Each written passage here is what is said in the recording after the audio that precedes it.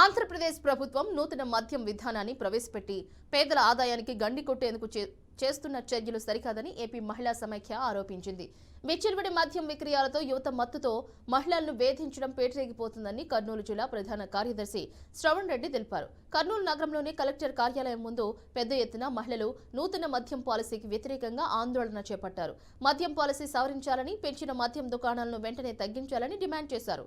లేని ఎడల పెద్ద ఎత్తున రాష్ట్ర వ్యాప్తంగా మహిళలు నిరసన కార్యక్రమాలు చేపడతామని ప్రభుత్వానికి హెచ్చరించారు.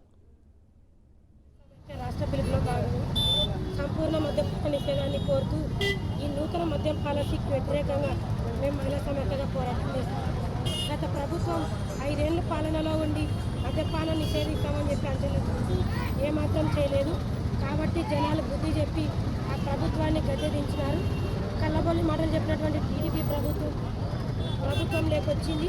ఈ ప్రభుత్వమైన మద్యపానాన్ని నిషేధించకుండా మళ్ళీ నూతన మద్యం పాలసీని తెచ్చి మన ప్రాణాలతో ఆడుకునే విధంగా తక్కువ రేట్లకు అమ్ముతూ, అట్లాగే కొత్త షాపులు కర్నూలులో ఉన్న షాపులు కాదని మాకు తెలిసిన సమాచారం మేరకు 80 నుంచి 90 షాపులు కొత్తగా వస్తున్నాయి కర్నూలులో.